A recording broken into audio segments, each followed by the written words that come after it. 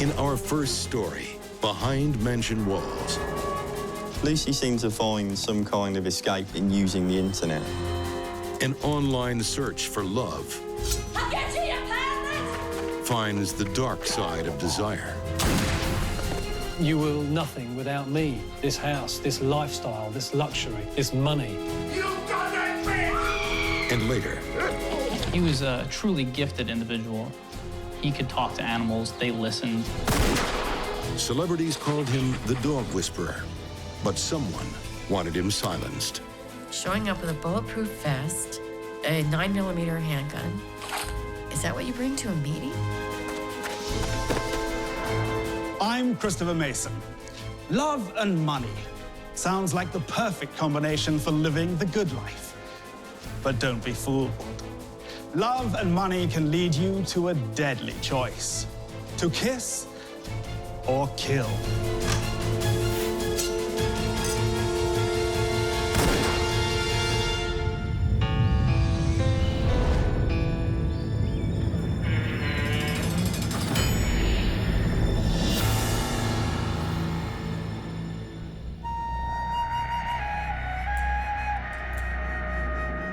Lucy Landry was, to anybody who knew her, a delightful young lady. She was a very talented musician. All who knew her liked her. It's the year 2000. Lucy is a 28-year-old student at an English university. Her live-in boyfriend works the night shift to make ends meet. Bye, honey. But Lucy is bored and restless. She seemed to always have this outlet where she needed something else, or she wasn't happy with what she was doing. There must be more to life than this. Something more romantic, more glamorous.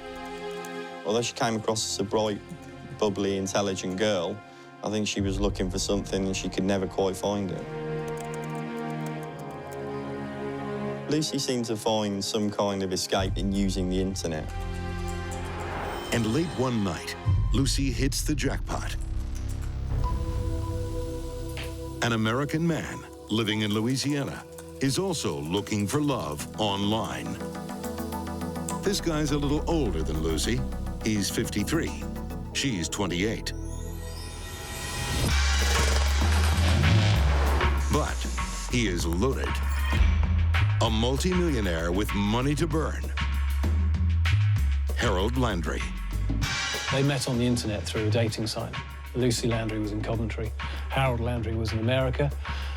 And looking at them both, you would wonder what they had in common. There was a 27-year age difference.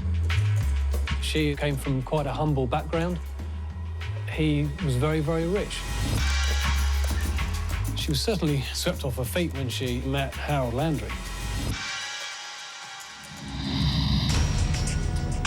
Oil has made many millionaires in the South. Harold Landry discovers you don't even have to own the black gold to make a mint.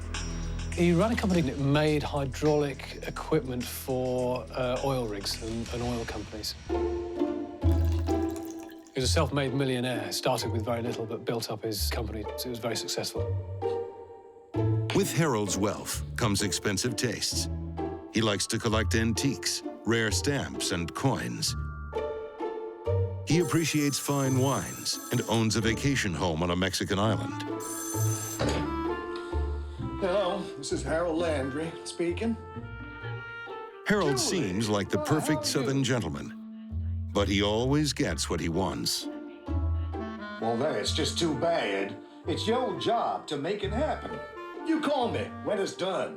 This man was not somebody who was anything except very confident of his own position and very confident of his own capabilities.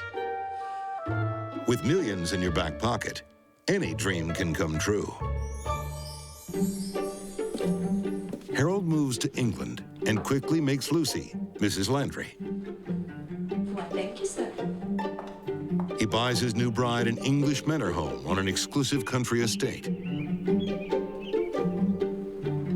There she lives in a world of wealth beyond her imagination. And both of them feel they have done particularly well. I think that he felt he had found the perfect woman in Lucy Landry. He could afford her things that she had never been afforded before and things that she may not even have dreamt about. And she must have felt at that stage like her life was made. Now, the way you tell if a wine's got good legs is you They have a daughter together. And for Lucy, the life of a struggling student is a distant memory. see how the wine sticks to the wine. On the face of it, they were a happy family with a nice house on a private estate, very quiet, 5-bedroom house, a dog, nice neighbours. If only finding love and money were that simple. She didn't work. I think she got comfortable.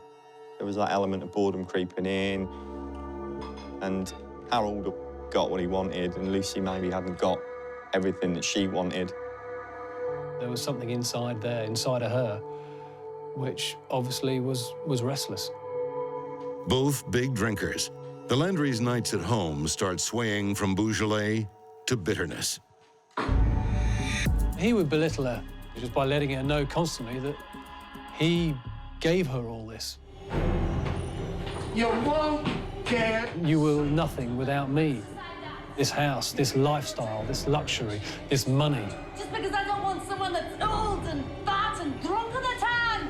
All this is down to me. You drunken pig! Lucy's fairy tale mansion in the English countryside is fast becoming a prison. Bored and lonely, she turns to an old flame, a consuming passion she just cannot resist: the internet. She had a profile on a social network where she caught up with an old school friend, Gareth, and they got talking, and they probably got flirting. Online flirting becomes real-time loving. She identified, I think, with Gareth, something that she'd had in her past and something that was a little bit more exciting than probably Harold could give her. She liked the taste of that, and that's what forced her apart from her husband. And now, Harold Landry's dream crumbles. A young bride, an English manor house, a happy life in love. His millions can't buy it all, and he can't stand it. Harold Landry came across as a very warm and friendly character. But he had running through him a jealous, nasty streak. He would fly into a rage at any opportunity, particularly when he didn't get his own way. Online dating profiles are quick to tell you about loving fine wines and romantic walks on the beach. They are less forthcoming about past charges for murder. She found out online what her husband had done. And she found out these things about him that she couldn't believe and she couldn't quite compute.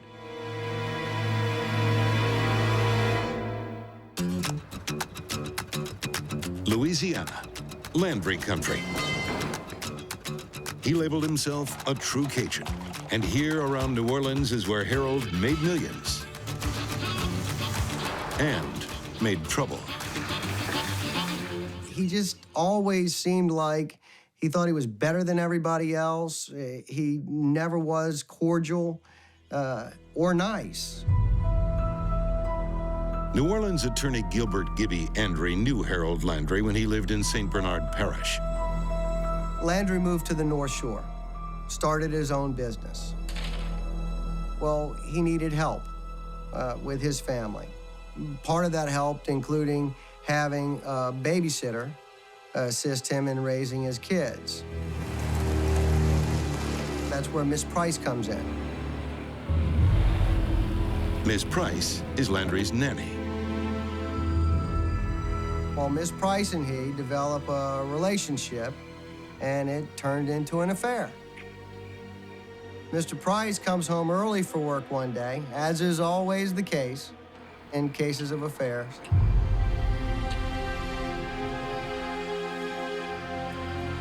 As he's driving down towards his house, Price sees Landry. Landry pulls out a revolver, Price gets out of his vehicle to confront Landry. Get out of the car! Get out! Landry shoots Price in the neck.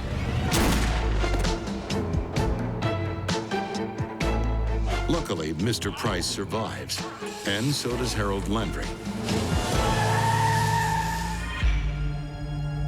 Charges of attempted murder are reduced to aggravated battery. He gets a non-custodial sentence. The man, Landry, takes out a gun in cold blood, tries to blow away Mr. Price, whose wife he's having an affair with, and then drives away to leave him to bleed to death. Did not serve a moment in jail for this. Lucy is in a bind. Her husband likes to solve problems of the heart with the barrel of a gun. And she's having an affair. It's her move. I'll get you, you bastard!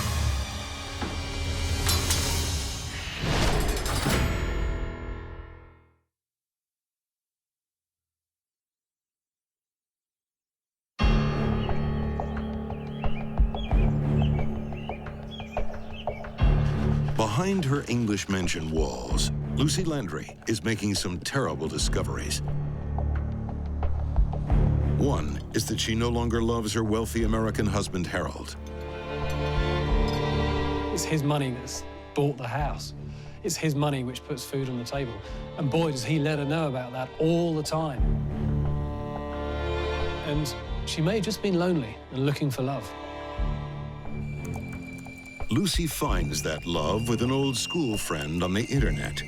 And then her online searches uncover something frightening. Of course, we all have moments in our lives when our finer qualities don't get the chance to shine. It's just that Harold Landry's indiscretions involve his children's nanny, illicit sex, and the deadly blast of a .38 revolver. Enough to make any inquisitive wife reach for her lawyer. Her father begged her to leave him. When they found out what had happened in America, they begged her to get out and get out now. But she didn't. Why? Only she will know. It may be that she didn't believe it. It may be that she was too reluctant to simply walk out on the lifestyle that she'd been accustomed to. By now, Harold is aware of his wife's affair. He takes off to his Mexican vacation home for some breathing space. Lucy uses the opportunity to bring her lover into the family mansion. She was fairly blatantly shoving the fact that she was having an affair in Harold Landry's face, almost forcing the issue. Furious, Landry soon returns to England, his marriage now in tatters. Then, Lucy gets back on the computer. Harold's computer this time. On it, she finds naked photos he has taken of himself. She found them on his laptop. She called him a pervert and a paedophile and all these horrendous terms and threatened to post these photographs up at the school gates where their children went to school. It's disgusting. I think it was just indicative of her looking for ammunition at that stage of their relationship, looking for any kind of leverage she could get over him when they came to separate. Don't you even care about your own children? If you think I'm waiting for you to shack up with that loser, you're nuts! You'll be in jail by the time our divorce comes through. Harold fights back, beginning his own affair. You are nothing but a pervert! I'm putting you on the sex offenders list! Get out of here, you bitch! There was almost like this game of one-upmanship that was going on. The community needs to be warned about someone like you! Anything you can do, I can do far worse. Oh, you would, I know! Harold agrees to let Lucy move out, and he will pay for her apartment on one condition. When he asked Lucy if Gareth was going to move in with her, and he requested that Gareth pay half of the rent, she went ballistic. She wasn't going to have any of that. I may be the slut, but you're the whore! There was no way in his mind that he was going to continue to fund her lifestyle after what he saw was an act of betrayal on her part. She wanted Harold's money, but she didn't want Harold. On the evening of February 1st, 2010, Lucy Landry discovers just how far Harold can be pushed. Whenever they were in the house, I think there was always going to be an argument. She'd reached her emotional limits to what she could stand from the dead end that she'd run her relationship down to.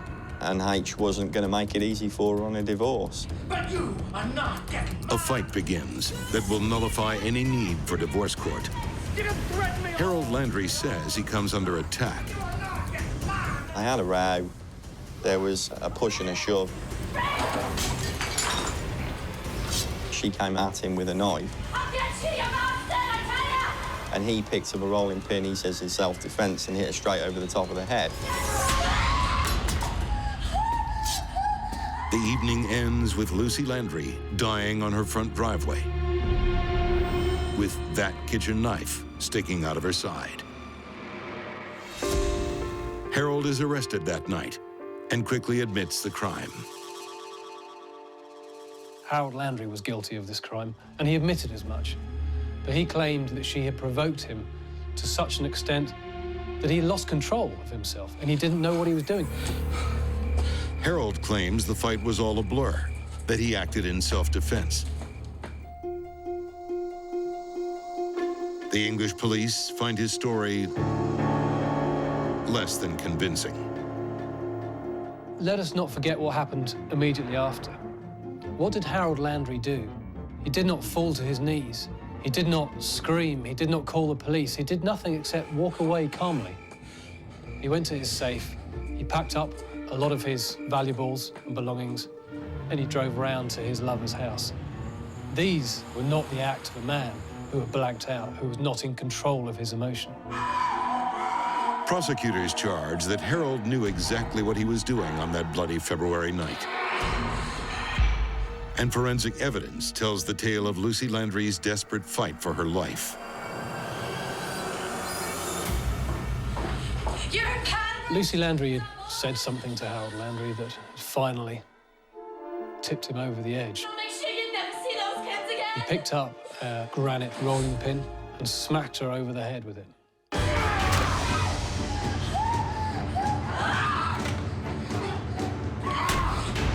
He picked up a kitchen knife. She staggered out and he followed her. Harold chases her through the house, lashing out with the carving knife again and again.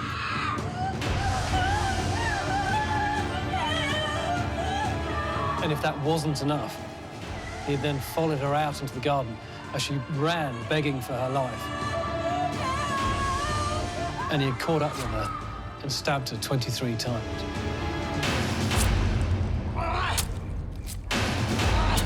What the case hinged on was whether or not Harold Landry had intended to kill her or do her serious harm. He had claimed not. Reality was, and the jury decided, that he knew exactly what he was doing. You shut your mouth now, you bitch!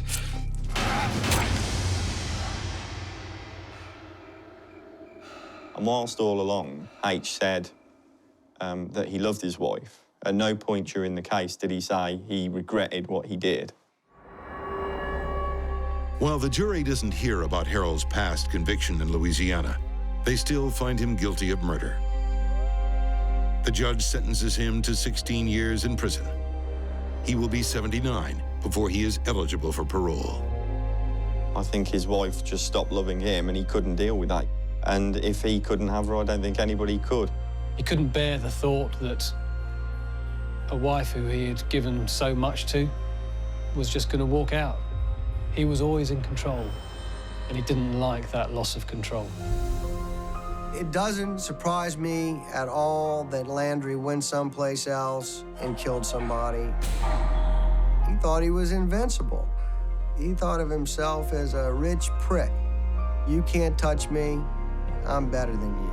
Or I'm past you, I'm above you.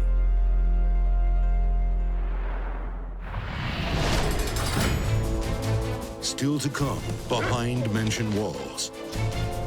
Dogs listened to him. He had an ability to talk to animals. Their owners loved him. He was making $1 million a year. So who wanted to kill him? It's very easy to hide a body in this state.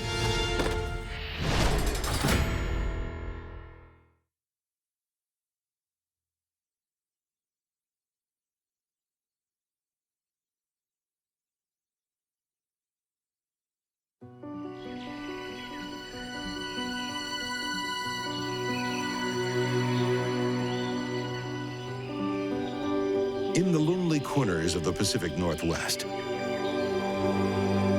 rugged mountains and deep rivers hold many dark secrets. It's Wednesday morning, October 28th, 2009. Near the town of Anacortes, about an hour north of Seattle, strange things are afoot. Dispatch 911, what's your emergency? And someone is watching. There's 2 vehicles facing back to back.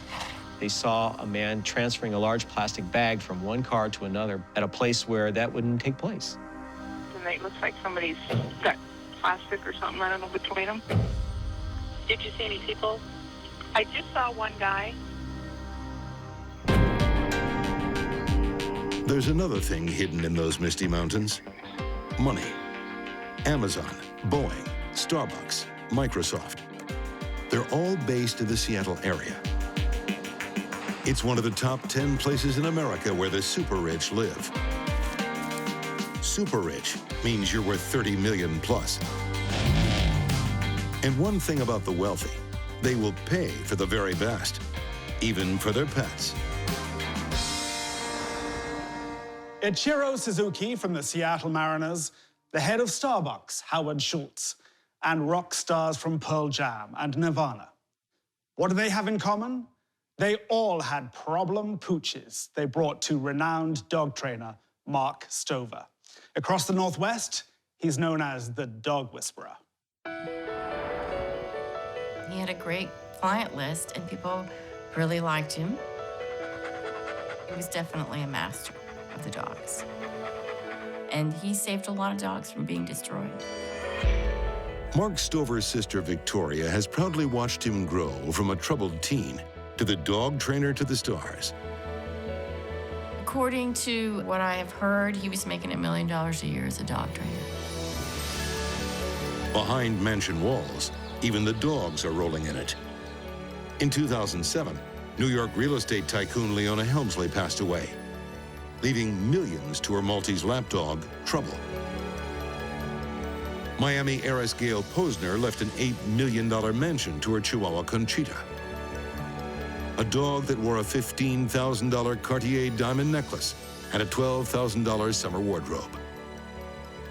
The wealthy will pay thousands for the perfect pup, and much more to stop it doing its business on the marble staircase. That's when Seattle society would call Mark Stover. He had an ability to talk to animals in a way that I've never seen in another human being. Dog boarding kennel owner Guy Palumbo says Mark had a unique gift. In my line of work, I deal with dog trainers all the time. There's a million dog trainers, but there was nobody like Mark Stover. But on that Wednesday in October, Mark Stover couldn't be found. He was always on time. If he wasn't on time, he would call his clients. He was took very good care of his clients. He wouldn't just blow off a day of appointments. The next day, something shows up on Mark's doorstep, and it's horrifying. Mark's personal protector, his favorite dog, Dingo. Ding was shot. Ding went up on the porch and was bleeding, and the employees found her. Dingo has been shot in the head, but is still alive. Police are called, and they search the house. They find blood spattered in the hallway, and in the bathroom, signs of a cleanup. And according to police, when they entered the house, they smelled bleach. Witnesses who went into the house also smelled bleach. It looks like a crime scene. And suddenly, a 911 call from the day before becomes a crucial clue. Their two vehicles are facing back to back. It looked like two station wagons, and it looks like The eyewitness saw a man acting suspiciously not far from Mark Stover's house. She took down 2 license numbers from the cars she saw. It turns out one car belongs to Mark Stover. The other car is owned by a man that police would now like to talk to, Michael Oakes. Michael Oakes was a security expert and also worked at a computer software security firm as well. He advised people on tactics. He wrote articles about guns and ammo magazines. In 2008, Oakes is hired by wealthy heiress Linda Updike. Michael Oakes came out to her house, looked at her security cameras, looked at her defenses, and gave her advice. Michael Oakes begins working with Linda Updike as a consultant. And squeeze slowly. He ends up securing the master bedroom. That professional relationship started turning into a romantic one. And it wasn't too long that Michael Oakes and Linda Updike were living together. Oakes lands quite a catch. Linda Updike is a 6-foot blonde glamazon. And her father is a multimillionaire publishing baron and winemaker. Linda Updike grew up in a very wealthy family. She was into horses. She was a junior Olympic equestrian rider. So she came from a privileged background. Money was never an issue for Linda Updike. On the day police discover the blood at Mark Stover's home, Michael Oakes is at Linda Updike's mountain retreat. It isn't long before the county sheriff's department comes knocking. And deputies want to talk to Michael Oakes. He agrees. But in the meantime, before he starts talking to him, he says, I have to get my medicine. What happens next is shocking. He goes out to his SUV, gets a plastic bag, and throws it over a knoll by the house. Well, one of the deputies sees that. They go out and retrieve the plastic bag. It smells like bleach. And inside is Michael Oakes' .22 caliber handgun. At that point, because of what happened, the deputies arrest him for murder. But this case won't be so clear-cut. It's a love triangle gone wrong. And the third player is Michael Oakes' current partner, Linda Updike. She knows the missing dog trainer very well. They were married for 5 years, and it ended badly. It was a difficult divorce, acrimonious divorce. I know where you are. There was a lot of anger there. Every minute of the day. He had a strong personality. What the hell? He even admitted he holds grudges.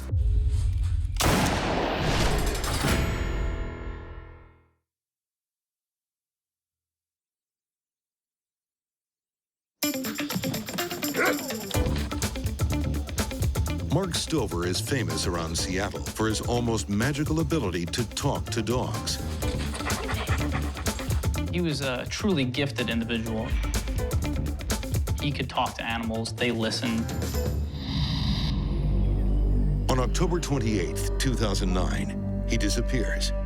And while Stover's body can't be found, there's enough evidence to charge Michael Oakes with his murder just 2 days later. Oakes was seen near Stover's home acting strangely. And shell casings found at the murder scene match a gun he tried to hide from police. But why did he do it? And did Linda Updike play a role? Ex-wife of the victim, current lover of the killer.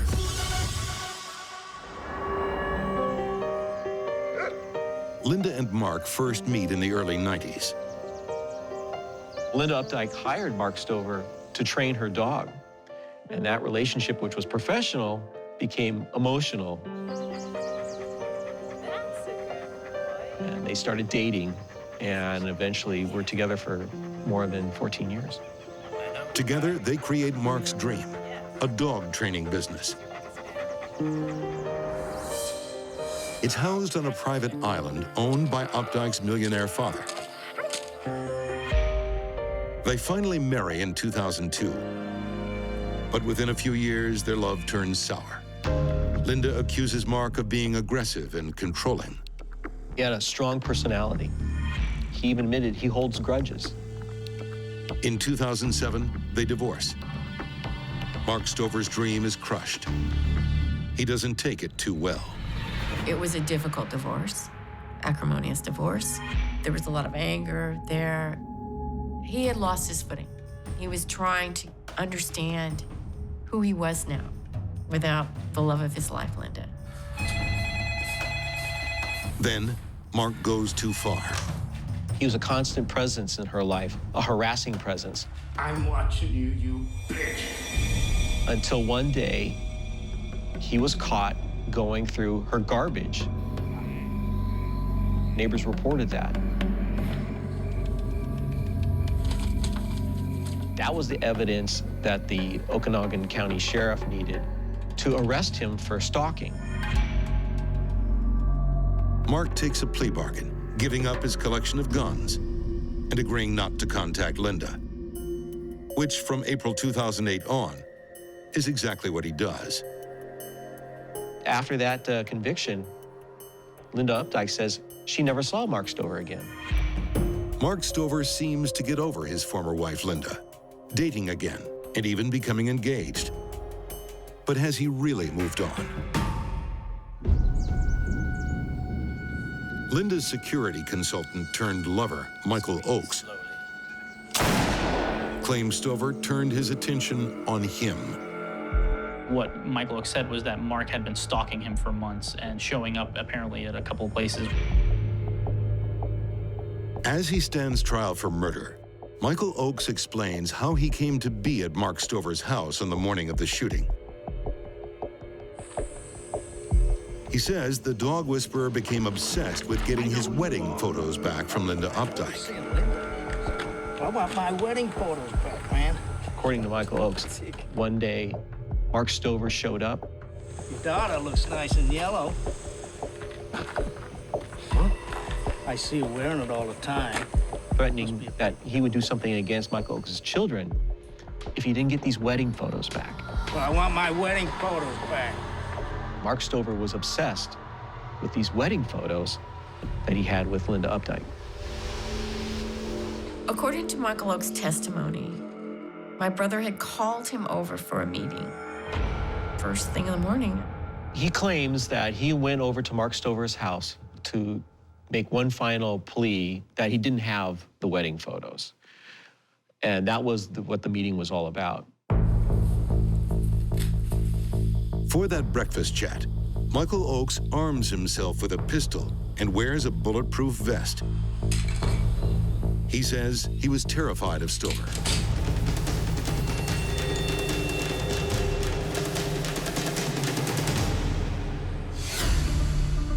Michael Oakes said he went into Mark's house. Mark invited him in. You just wait there, I'll put the dog out. He stated in his story that my brother comes around the corner and shoots him nearly point blank.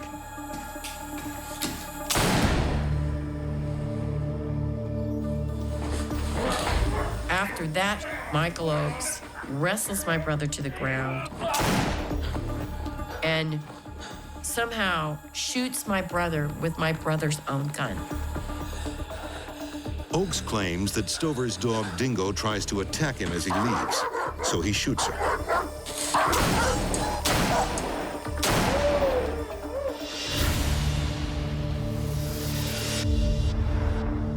Michael Oakes admits to shooting Mark Stover in self-defense.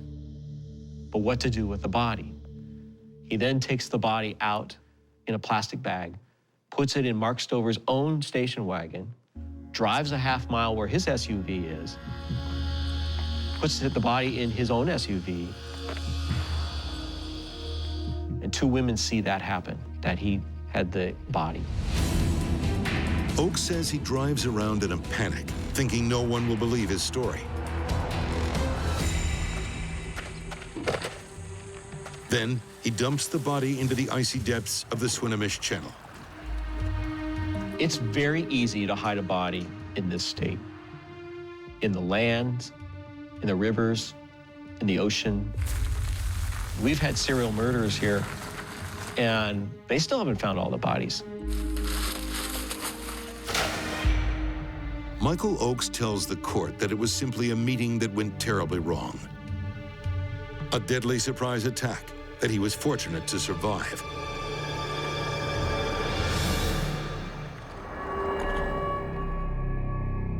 But how big a surprise was it? Investigators find a receipt in Oakes' car. He'd gone to the mall at 5:30 a.m. on the morning of the murder. There's security footage showing that he bought camouflage pants, he bought ankle weights, he bought rope, and a knapsack.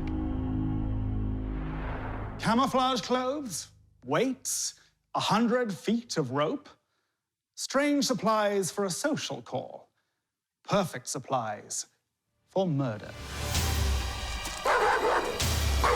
Michael Oakes went over with the intent to kill my brother and did so in cold blood.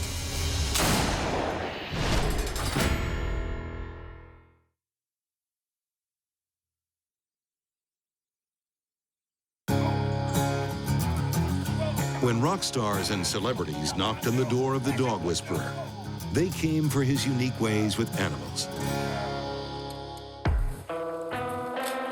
But when Michael Oakes came to visit, he had something else on his mind. Showing up with a bulletproof vest, a 9mm handgun. Is that what you bring to a meeting? Oakes says he was frightened of Mark Stover and prepared for a surprise attack.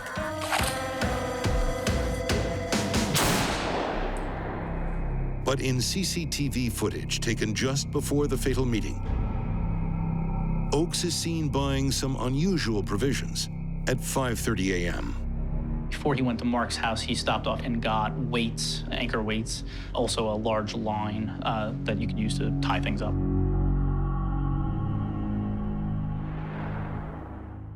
Oakes has a bizarre explanation for his pre-dawn shopping spree. If chased by Mark Stover's guard dog, he would quickly change into the camouflage gear, run through the forest, and use a rope to climb a nearby water tower. When asked how he expected to outrun a highly trained attack dog, he simply says, "I'm very fast." Authorities believe Michael Oakes stalked his victim prior to the murder. 4 days before the shooting, CCTV at Linda Opdyke's home captures a curious scene. Oakes carries rifle cases out of the house, and Linda gives him quite a farewell. Security footage caught the two of them in a passionate embrace, a long goodbye. So it seemed like he was aware of the gravity of where he was going and what he was doing. And now, Michael Oakes is charged with the murder of Linda's ex-husband. Was that what she wanted? Is this the goodbye to a man being sent on a mission? In court, both Michael and Linda say that she had no idea where Michael was going on this day. Linda Opdyke said that that's how they always said goodbye. That wasn't anything different. It wasn't this, I'm going off to war kind of a goodbye. I may never come back kind of goodbye. There is no evidence to connect Linda Opdyke to her ex-husband's murder. Michael Oakes also says he's innocent, even though he covers his tracks like a killer. Michael Oakes threw away or destroyed every piece of evidence that would have proven his story. We don't have the weapon. We don't have the body. We don't even have the clothes that Michael was wearing at the time of the murder, which would have had a hole in them had my brother shot them. Anything that would have proven Michael's case is somehow disappeared. What's left behind is a compelling case for the prosecution. What the prosecution and the police said in the court case was that Michael Oakes came to the house. Mark Stover had an attack dog named Dingo. My brother let Ding out. Michael Oakes shot the dog. Michael Oakes confronted Mark Stover in the front driveway. What the hell? And then he went in after my brother. And I think Michael Oakes just shot him right there. I think Michael shot him in the back or the back of the head.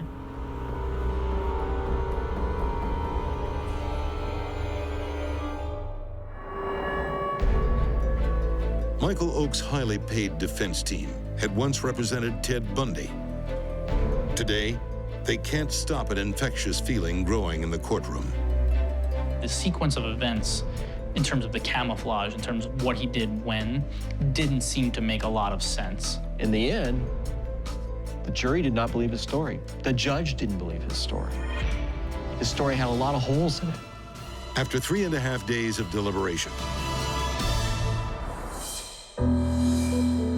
the jury returns with its verdict: guilty. The judge, who publicly said he didn't buy his story, gave him the maximum in this state, which is 26.5 years. No charges are filed against Linda Opdyke.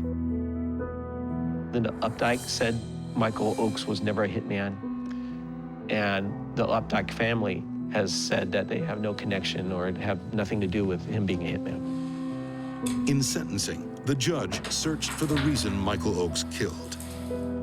He thought Oakes saw himself as a modern-day knight, setting out to slay a dragon for his princess.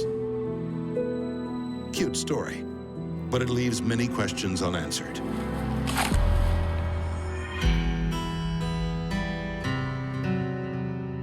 If Mark Stover was moving on and wasn't harassing Linda Opdyke anymore, there was no reason for Michael Oakes to go over there to confront him about pictures that supposedly he told him he didn't have.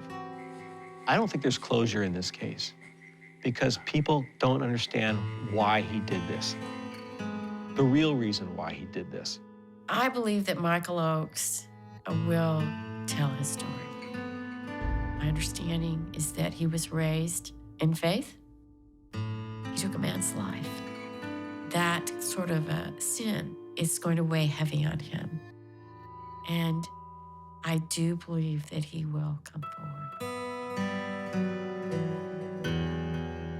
After all, what did he get out of the deal?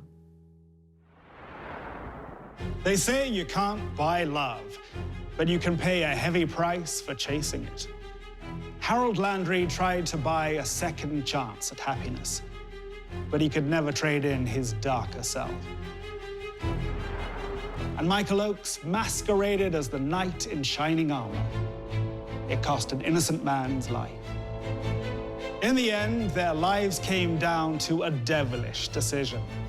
The choice was theirs, to kiss or kill. Till next we meet behind mansion walls, I'm Christopher Mason.